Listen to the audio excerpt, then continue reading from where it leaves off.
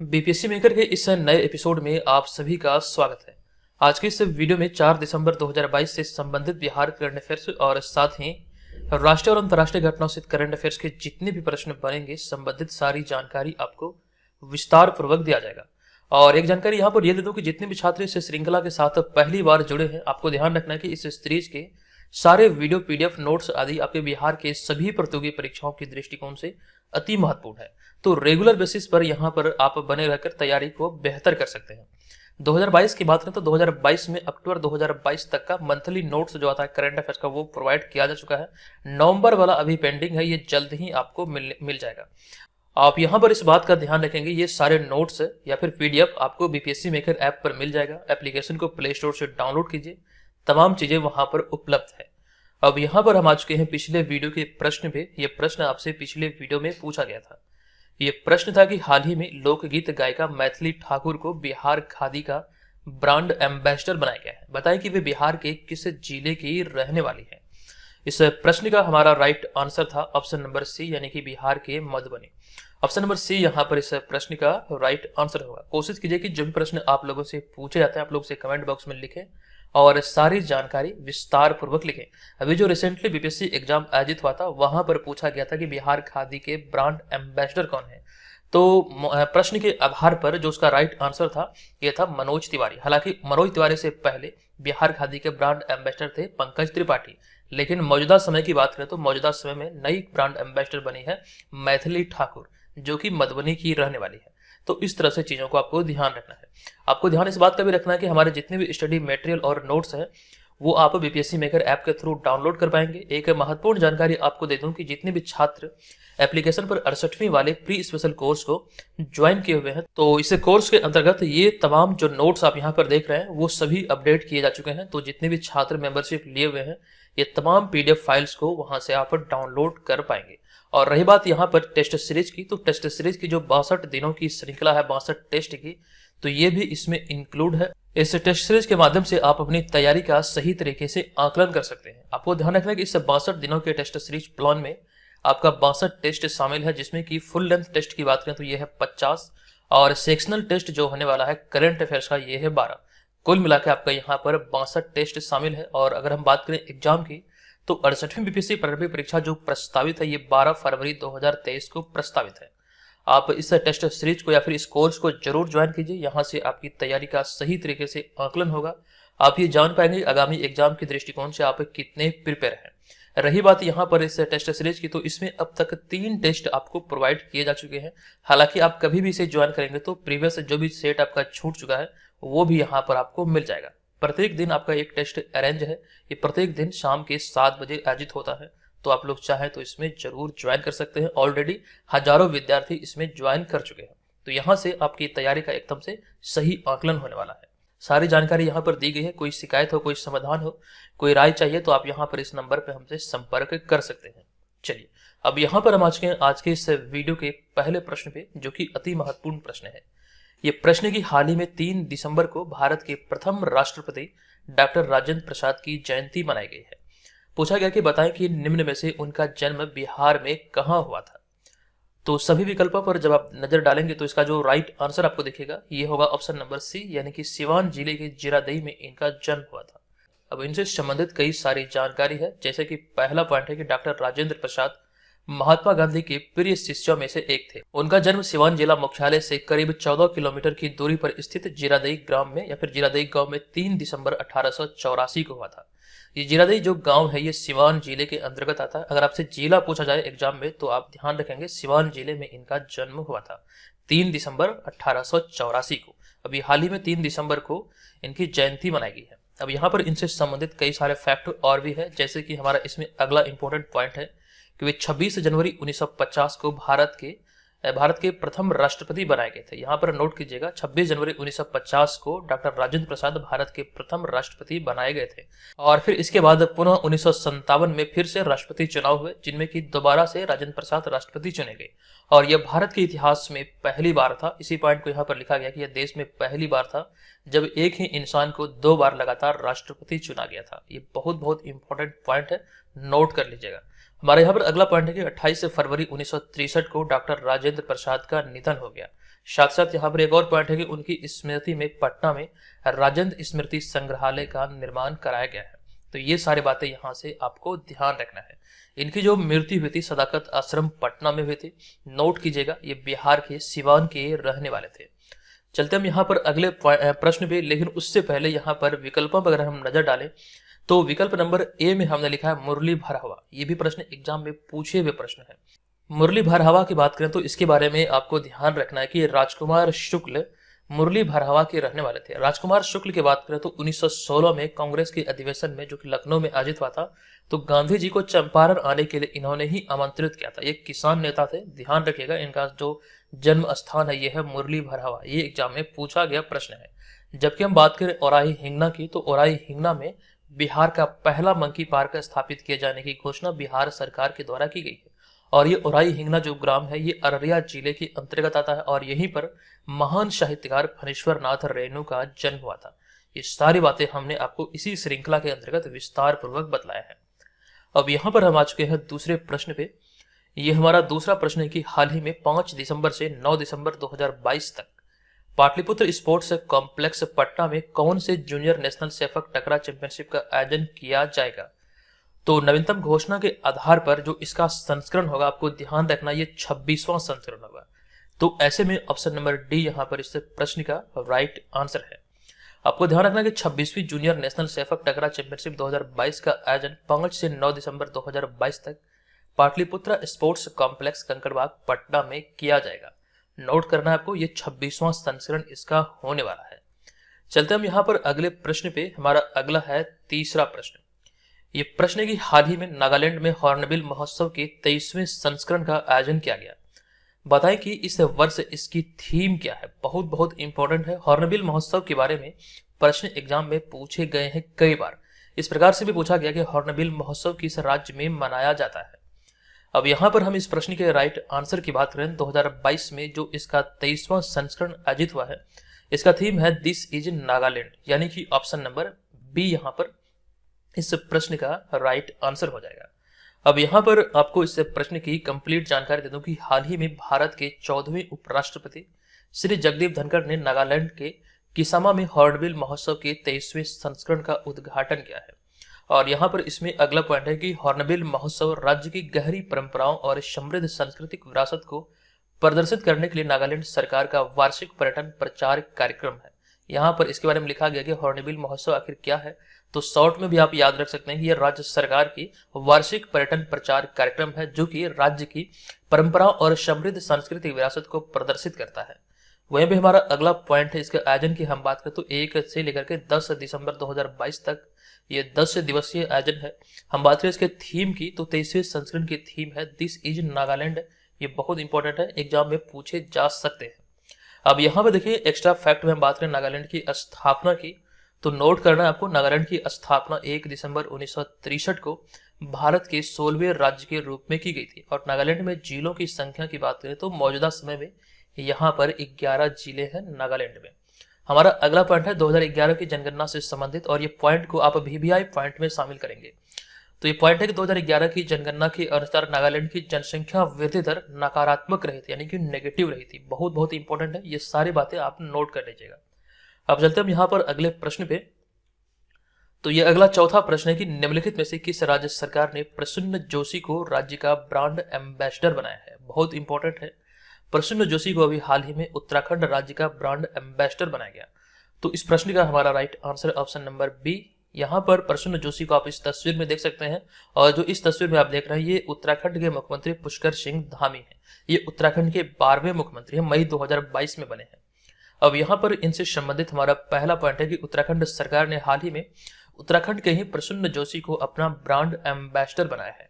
और इसमें हमारा अगला पॉइंट है कि हाल ही में प्रसून्न जोशी को उत्तराखंड गौरव सम्मान से भी सम्मानित किया गया था। ये भी यहाँ से आपको ध्यान रखना है, हाल ही में उत्तराखंड गौरव सम्मान से किन्हें सम्मानित किया गया, तो उत्तराखंड के ही रहने वाले प्रसून्न जोशी को इस सम्मान से सम्मानित किया गया। हमारा यहाँ पर अगला पॉइंट है कि उत्तराखंड सरकार ने प्रसून्न जोशी को यह सम्मान कला, साहित्य और विज्ञापन के क्षेत्र में उनके उल्लेखनीय योगदान के लिए दिया था। ये सारी बातें यहाँ से याद रख लेनी है। अब यहाँ पर प्रसून्न जोशी से संबंधित कुछ पुरस्कारों की और भी हमने चर्चा की है, जो भी एग्जाम में पूछे जा सकते हैं।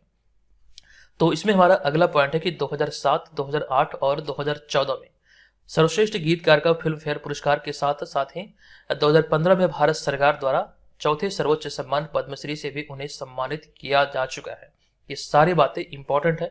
हमारा अगला पॉइंट है कि इनसे पहले यानी कि अभी हाल ही में जो प्रसन्न जोशी उत्तराखंड के ब्रांड एम्बेसडर बने हैं, तो इनसे पहले ऋषभ पंत को उत्तराखंड का ब्रांड एम्बेसडर बनाया गया है। ब्रांड एम्बेसडर जो राज्य से संबंधित होते हैं, इस तरह के भी प्रश्न एग्जाम में बनते हैं, कई बार देखा गया है, तो इस पर भी आप लोग ध्यान रखिएगा। चलते हैं अगले 5वें प्रश्न पे। ये 5वां प्रश्न है कि 14 दिसंबर 2022 को संयुक्त राष्ट्र सुरक्षा परिषद की भारत की अध्यक्षता के दौरान संयुक्त राष्ट्र में महात्मा गांधी की एक प्रतिमा का उद्घाटन किसके द्वारा किया जाएगा। इंपॉर्टेंट प्रश्न है और इस प्रश्न का हमारा राइट आंसर होगा ऑप्शन नंबर ए, यानी कि उपयुक्त में से एक से अधिक। आपको ध्यान रखना यहाँ पर दो विकल्प सही है। एक तो है एस जयशंकर जो कि विदेश मंत्री है, और एंटोनियो गुटेरेस जो कि संयुक्त राष्ट्र के महासचिव हैं। इन दोनों के द्वारा संयुक्त रूप से महात्मा गांधी की इस प्रतिमा का उद्घाटन किया जाएगा 14 दिसंबर 2022 को। अब यहाँ पर इसमें हमारा पहला पॉइंट है, आप ध्यान रखेंगे, संयुक्त राष्ट्र के मुख्यालय में राष्ट्रपति महात्मा गांधी की प्रतिमा का उद्घाटन विदेश मंत्री एस जयशंकर और संयुक्त राष्ट्र के मौजूदा महासचिव एंटोनियो गुटेरेस द्वारा किया जाएगा। ये यहाँ से नोट कर लेना है। हमारा अगला पॉइंट है इस प्रतिमा के बारे में। इस प्रतिमा अर्थात इस मूर्ति को पद्मश्री अवार्ड से सम्मानित प्रसिद्ध भारतीय मूर्तिकार राम सुतार द्वारा निर्मित किया गया है। ये इसलिए हमने यहाँ पर लिखा है कि इनसे संबंधित एक पॉइंट और भी है, जो कि वो भी आपको ध्यान रखना है। तो ये पॉइंट ये है कि इन्होंने ही स्टेच्यू ऑफ यूनिटी को भी डिजाइन किया है। स्टेच्यू ऑफ यूनिटी संबंधित है सरदार वल्लभ भाई पटेल से। ये प्रतिमा स्थापित की गई है कहाँ पर, गुजरात में। आपको ध्यान रखना है, सरदार वल्लभ भाई पटेल की जो प्रतिमा है इसे स्टेच्यू ऑफ यूनिटी नाम दिया गया है, और इसका भी जो निर्माण किया गया है, फिर डिजाइन किया गया है, ये राम सुतार के द्वारा ही किया गया था। हमारा अगला पॉइंट है संयुक्त राष्ट्र के दृष्टिकोण से। तो ये पॉइंट है कि रुचिरा कंबोज संयुक्त राष्ट्र में भारत की पहली व वर्तमान महिला अस्थायी प्रतिनिधि है। इंपॉर्टेंट प्रश्न है, कई बार हमने इसकी जानकारी आपके साथ साझा किया है। और एंटोनियो गुटेरेस की बात करें तो एंटोनियो गुटेरेस पुर्तगाल के रहने वाले हैं, जो कि अभी हाल ही में या फिर कह सकते हैं मौजूदा समय में संयुक्त राष्ट्र के महासचिव है। चलते हैं अगले प्रश्न पे। अगला हमारा छठा प्रश्न है कि हाल ही में जियांग जेमिन का निधन हुआ है, बताएं कि वे निम्न में से किस देश के पूर्व राष्ट्रपति थे।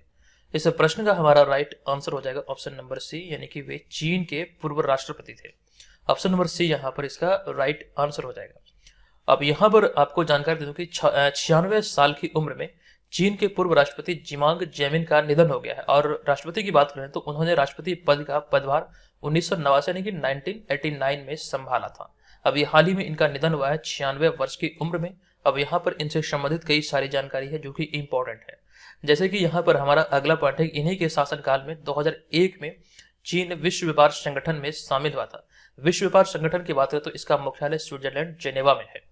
हमारा इसमें अगला पॉइंट है कि जियांग जेमिन द्वारा 1996 में ही कश्मीर मुद्दे पर पाकिस्तानी संसद में दिए गए अपने संबोधन में कहा था कि अगर कुछ मुद्दों का हल नहीं निकल रहा हो तो उन्हें ठंडे बस्ते में डाल देना चाहिए। हालांकि इसकी कड़ी आलोचना भी की गई थी पाकिस्तान के द्वारा, लेकिन इस कथन को ध्यान रखिएगा, ये कथन कहा गया था जियांग जेमिन के द्वारा। अब यहाँ पर हम बात करेंगे पंचशील समझौता के बारे में। यह प्रश्न बीपीएससी एग्जाम में पूछा हुआ प्रश्न। यहाँ से प्रश्न पूछा गया था कि पंचशील समझौता कब हुआ था। तो यहाँ पर आपको ध्यान रखना है कि पंचशील समझौता 29 अप्रैल 1954 को भारत और चीन के मध्य हुआ था। और आपको यहाँ पर इस बात का ध्यान रखना है कि उस समय यानी कि तत्कालीन जो प्रधानमंत्री थे भारत के पंडित जवाहरलाल नेहरू थे, और चीन के उनके समकक्ष थे चाउ एन लाई। अब ये पंचशील समझौते में क्या क्या चीजें शामिल है वो चीजें आप यहाँ पर देखने वाले हैं। जैसे कि इसमें 5 पॉइंट है, पांचों का आपको ध्यान रखना। हो सकता है कि बीपीएससी एग्जाम में यहाँ से प्रश्न बने। तो इसके तहत हमारा पहला पॉइंट है कि एक दूसरे की अखंडता और संप्रभुता का सम्मान करना, और दूसरा पॉइंट है कि परस्पर अनाक्रमण यानी कि एक दूसरे पर आक्रमण नहीं करना। साथ ही साथ अगला है एक दूसरे के आंतरिक मामलों में हस्तक्षेप नहीं करना। चौथा है सम्मान और परस्पर लाभकारी संबंध स्थापित करना, और 5वां है शांतिपूर्ण सह अस्तित्व। ये 5 मुद्दे थे जो कि पंचशील समझौता के अंतर्गत निहित था, और यह हुआ था भारत और चीन के मध्य। इस पंचशील समझौते की अगर हम वास्तविकता की बात करें वर्तमान समय में, तो यहाँ पर एक भी चीजों को फॉलो नहीं किया गया। चलते हम यहाँ पर अगले प्रश्न पे। हमारा अगला 7वां प्रश्न है कि 1 दिसंबर 2022 को विश्व एड्स दिवस मनाया गया है। बताएं कि इस वर्ष इसका थीम क्या है। इंपॉर्टेंट है, किसी भी दिवस को लेकर के जो थीम पूछे जाते हैं ये बहुत बहुत इंपॉर्टेंट होते हैं। और इस वर्ष 2022 का थीम है इक्वलाइज, यानी कि ऑप्शन नंबर बी यहाँ पर इस प्रश्न का राइट आंसर है। आपको ध्यान रखना कि प्रत्येक वर्ष 1 दिसंबर को विश्व एड्स दिवस मनाया जाता है और इस साल विश्व स्वास्थ्य संगठन यानी कि WHO ने वर्ल्ड एड्स डे यानी कि विश्व एड्स दिवस 2022 की थीम इक्वलाइज रखी है। ये यहाँ से आपको ध्यान रखना है और इस थीम का मतलब एड्स को जड़ से मिटाने के लिए बच्चों और सभी लोगों को बराबरी से जरूरी HIV सेवाएं उपलब्ध कराना है। ये इसका उद्देश्य है, यानी कि ये इसका मतलब है इसका इक्वलाइज का। हमारा यहाँ पर अगला पॉइंट है, एड्स की पहचान सबसे पहले 1981 में की गई थी और साथ ही साथ जब इसकी पहचान हुई थी तो आपको ध्यान रखना उस समय से नाम दिया गया था गैर रिलेटेड इम्यून डिफिशियंसी यानी कि ग्रिड। जबकि वर्तमान समय की बात करें तो 1982 में अमेरिका के centre for disease control and prevention ने इस बीमारी को एड्स नाम दिया, यानी कि एक्वायर्ड इम्यून डिफिशियंसी सिंड्रोम अर्थात एड्स। आपको ध्यान रखना है कि 1982 के बाद से ग्रिड को, यानी कि पहले ग्रिड नाम से जाना जाता था लेकिन 1982 के बाद से इसे एड्स कहा गया, इस बीमारी को। चलते हम यहाँ पर अगले प्रश्न पे। हमारा अगला 8वां प्रश्न है कि निम्नलिखित में से किस संस्थान ने राष्ट्रीय खेल प्रोत्साहन पुरस्कार 2022 से जीता है। इंपॉर्टेंट प्रश्न है। इस प्रश्न का हमारा राइट आंसर होगा KIIT, यानी कि ऑप्शन नंबर सी यहाँ पर इस प्रश्न का राइट आंसर होगा। अब इसकी विस्तृत जानकारी आपको दे दूं कि हाल ही में Kalinga institute of industrial technology यानी कि KIIT को राष्ट्रीय खेल प्रोत्साहन पुरस्कार 2022 से सम्मानित किया गया। हालांकि इसके अतिरिक्त और भी सम्मान वितरित किए गए हैं, जैसे कि अचंत शरद कमल को भारत के सर्वोच्च खेल सम्मान मेजर ध्यानचंद्र खेल रत्न पुरस्कार से सम्मानित किया गया। मेजर ध्यानचंद्र खेल रत्न पुरस्कार जो कि भारत का सर्वोच्च खेल रत्न पुरस्कार है। इससे पहले इस खेल रत्न पुरस्कार को राजीव गांधी खेल रत्न पुरस्कार के नाम से जाना जाता था।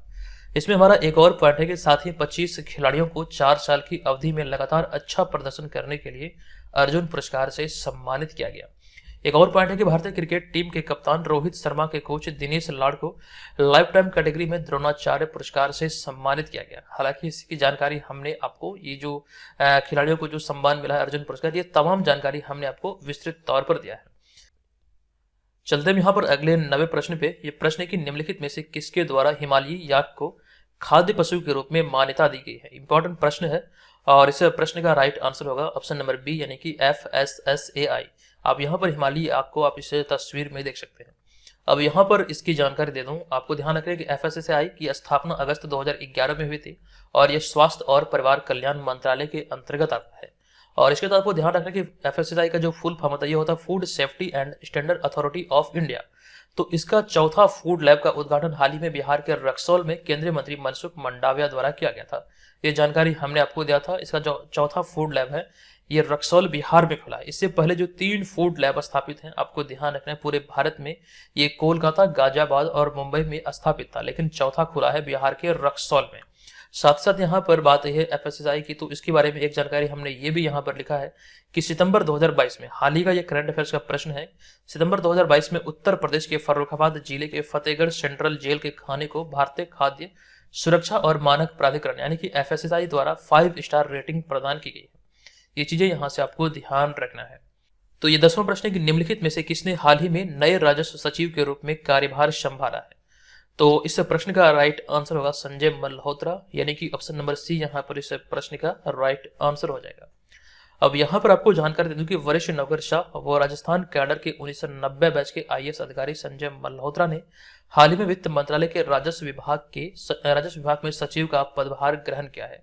ध्यान रखिए ये 1990 बैच के IAS अधिकारी हैं राजस्थान कैडर के, इनका नाम है संजय मल्होत्रा, जिन्होंने अभी हाल ही में, आपको ध्यान रखना, राजस्व सचिव के रूप में कार्यभार संभाला है, जो कि वित्त मंत्रालय के अंतर्गत आता है। और उन्होंने तरुण बजाज का स्थान लिया है और तरुण बजाज की बात करें तो 30 नवंबर को वे सेवानिवृत्त हुए हैं। ये सारे पॉइंट इंपॉर्टेंट है। हमारा यहाँ पर अगला पॉइंट है, इससे पहले वह वित्तीय सेवा विभाग में सचिव के पद पर थे, यानी कि यहाँ पर बात की गई है संजय मल्होत्रा के बारे में कि वह इनसे पहले सेवा विभाग यानी वित्तीय सेवा विभाग में सचिव के पद पर कार्यरत थे।